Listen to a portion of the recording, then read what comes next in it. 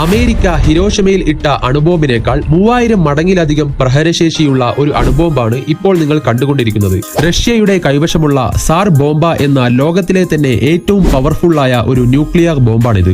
1961 October 30 റഷ്യയിലെ വിദൂര Arctic ദ്വീപായ നൊവയ സിംലയിൽ ഇത് പരീക്ഷിച്ചു. അതുവരെ ഭൂമി കണ്ടിട്ടുള്ളതിൽ വെച്ച് ഏറ്റവും വലിയ സ്ഫോടനം.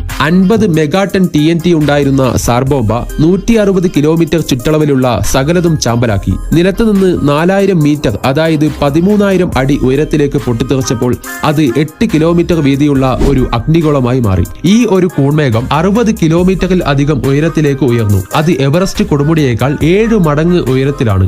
ഈ സ്ഫോടനത്തിന്റെ മിന്നൽ 1000 കിലോമീറ്റർ അകലെ വരെ ദൃശ്യമായിരുന്നു. അതുപോലെ ഏകദേശം 900 കിലോമീറ്റർ അകലെയുള്ള ജനാലകൾ വരെ തകർന്നു. അതിന്റെ ഷോക്ക് വേവ് 3 തവണ ഭൂമിയെ ചുറ്റി. ഇതിൽ ഞെട്ടിക്കുന്ന കാര്യം, ഈ സാർ ബോംബ യഥാർത്ഥത്തിൽ 100 മെഗാടൺ TNT ശക്തിയിലാണ് രൂപകൽപ്പന ചെയ്യേണ്ടിയിരുന്നത്. എന്നാൽ അത് ഭൂമിയുടെ ഭൂരിഭാഗവും നശിപ്പിക്കുമെന്ന് അവർ ഭയപ്പെട്ടതുകൊണ്ടാണ് TNT പകുതിയായി കുറച്ചത്.